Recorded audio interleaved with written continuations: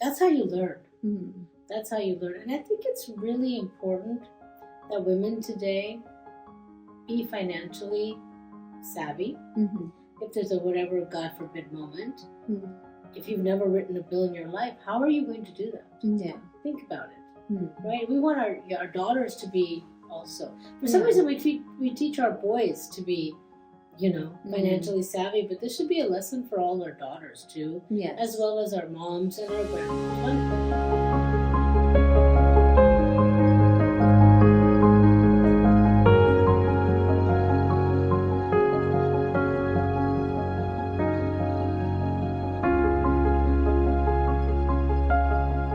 Hi, Poonam.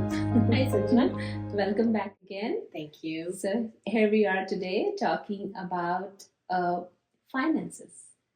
I've seen that in a household, mostly women take a back seat for some reason in Right. finances. And I've seen that in many households. Mhm. Very few households are women in the forefront and the men are. What do you think is the best or the ideal way to deal with that? I think that you have to start with baby steps. Mhm. So think back to when you were single. Did you used to pay your bills yourself?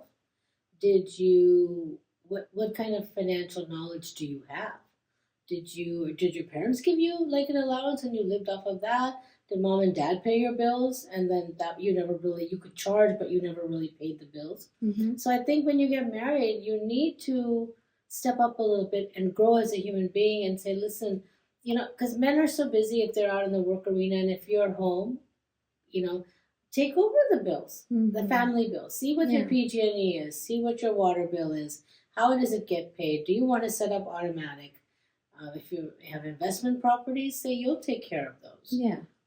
That's how you learn. Mm. That's how you learn. And I think it's really important that women today be financially savvy. Mm-hmm.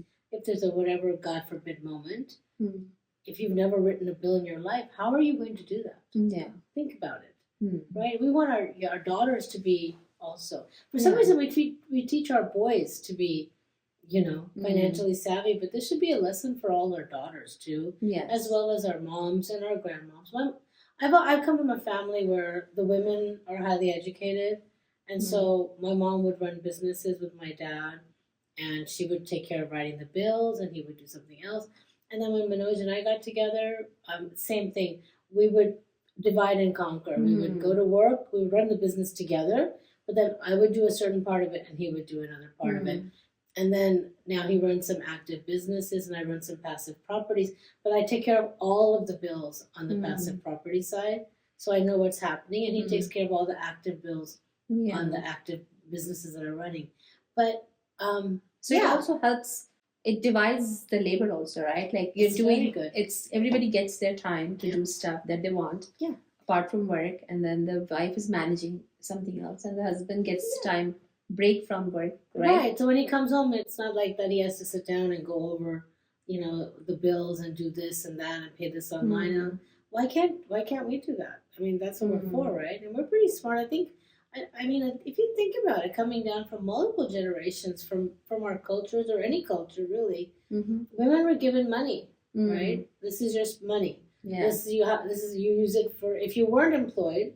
Well, this is how much money you have to buy the groceries and run the house and this and that. And then they would put in a little tiffin, whatever was left over, their happy money place, right? Yeah. So we come from a culture, women know how to do this, Yeah. right? Don't be afraid. Don't be afraid of the technology. Like it's very good to kind of go with the flow.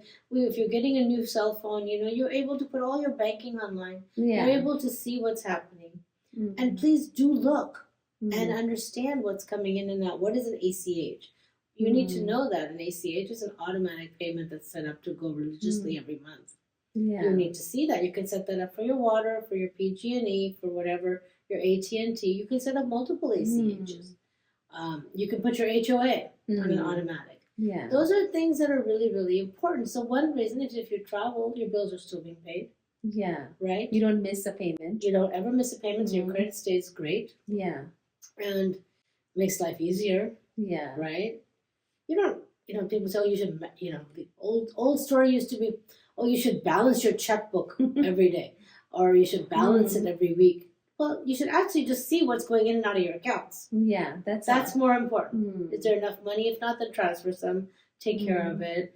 Figure out, like, if you have, you'll know what your economic situation is. If you have this much money coming in, how much is going out? And where is it going? And you'll see right away where it's going. You have the essentials for your household. Yeah. Then you have your luxuries. Yeah. Then you have your flow. I just kind of your impulsive Amazon buys. You have to want to be educated. Click buys, right? Yeah, there's no endless supply of money. Let's figure it out. And I think we have that's something that we need to teach ourselves, even as adults, as well as our children. That just because we want something and we click on it, do we really need it? Yeah. Maybe not. Maybe not. Our closet's overflowing. Do we really need another blouse? Do we really need another jacket? Do we really need another outfit? Probably not. It's not that we need it. It's just this greed factor. They know how to pulse the numbers on us when we go online, and it comes in our Instagram feed, and it comes in our Facebook feed. Yeah. That you looked at this. Everywhere. It's everywhere. And then after a while, you give it and you buy it. Right? So we need to be careful about that. I also feel like sometimes women are afraid to make mistakes, and there will be mistakes sometimes, of course. right? Of course. And that's, I think, something they feel like, oh, what if I mess up? What if I mess up, right? But that's part of learning, right? That's part of life. People do mess up, and you won't do it again. You'll do it once, maybe. That's okay. And that's the way to learn. That's how you learn. You have to learn from your mistakes. Absolutely. And really, if you think about it, what I mean, like, for those of us like who you want to develop or maybe buy a home, first home, or do something like that, you really need to know how much of your income and where it's going and how do you save. I mean, we need to work on that, and don't be afraid to ask questions. Yeah. Right? If you don't know the difference between a fixed rate and an adjustable rate and an interest only, ask. And then what's the benefit of it? Or what's the downfall of it? Never be afraid to ask. But don't let your husband be the only one asking. Yeah. Sit there at the same table and learn. And I also felt that women are more intuitive with certain things. Yes. So maybe they might make good decisions, right? If they are equally part of it. Absolutely. Right? Yeah. Absolutely. Good or better decisions too sometimes. Sometimes, yeah. I mean, I think in every household there's one person who's more aggressive about their finances and one is more passive. Yeah. And it's okay to be that way. Yeah. But the passive person needs to have a full picture. Okay, and then offer their 2 cents worth. And the aggressive person needs to be toned down, that this is the negative side of what you're thinking of doing, such as don't overextend yourself. Many people overextend themselves. Yeah. They buy too many properties, or they buy too many things, and then they leverage themselves. And that's not good either. Like, we see that, like, okay, well, it's just like the stock market analogy, right? If you own stocks in the stock market, even if they go down, you can hold on. If you're on margin and you get a call, then you have to sell those at a loss and cover your position. Yeah. So, and life in every aspect of it, whatever you own, whether it's your home, whether if you don't own a home, it's still okay. Whatever you look at, like, look at the pluses and the minuses and see how you can move towards the plus side. Yeah. But never be afraid to ask a question. I think that's the key. Yeah. And keeping a balance, as you said, if you are managing a household, both the people have to, like, there's some strength in somebody and, some weakness in everybody, right? So we have to keep a balance, right? Right. Analyze it. Analyze the situation. Is it worth it at this point to maybe invest in this, or even invest in this stock, or maybe do this? Or because we don't know what's going to happen. So don't ever invest anything that you're not willing to lose. Right? Yeah. I mean, nobody likes to lose, but that's the reality. If you're a gambler and you like to play the stock market, it was a tough ride last year. Very tough, but it's still not going that great right now. Yeah. So you have to be super, super cautious. Always, you know what I found that's really important? I made this decision in 2017 to diversify our portfolio because we were always just owning businesses and running them, actively running them. And so then in 2017, I made a shift away. I said, I'm going to buy passive investments, which give me income, but I don't have to run to work every day. I'm going to put some of my eggs in that basket of the passive. I'm going to put some of the eggs in residential, Mm-hmm. and I'm going to put some of the eggs in commercial. Mm. So if you have a mixed bag portfolio, even if one sector goes up or down, you're still okay. It's when you have everything in one area. Like let's say you're a big tech proponent and you have all of your money in only technology. Yeah. Well, we saw what it did last year, so what are you going to do? So wouldn't it have been great to have some money in dividend paying stocks, some money in bonds, and some money? So always try to diversify, whether it's in the stock market or not, anywhere in life. Diversify your portfolio. I think that's the number one advice I would give a woman, right? Yeah. And start learning how to do that. Start with a small amount. You know, I'll tell you, Schwab has a thing called slices. Like, let's say you don't have enough money to buy a full share of Microsoft. Yeah. You can buy a piece of it for a small fragment. Yeah. Those will still go up or down, as the case may be. But see, this is a very good way. Slices is a very good way to learn how to do the market. You buy stocks that you're familiar with, that maybe your kids use on a daily basis. Maybe you use Facebook on a daily basis. I know I do. Meta. I use it a lot. I like, I do, of course, have like Apple. I like those big players too. But then, some stocks, Chevron pays a very nice dividend. AT&T pays a nice dividend. There's many companies that pay a nice dividend. This is how you learn. Small steps. Yeah. Yeah. So women should, as understood from you, Poonam, today, women should not take a back seat always. They should be the forefront. And don't be afraid to ask questions. Absolutely. You learn and, as you said, diversify.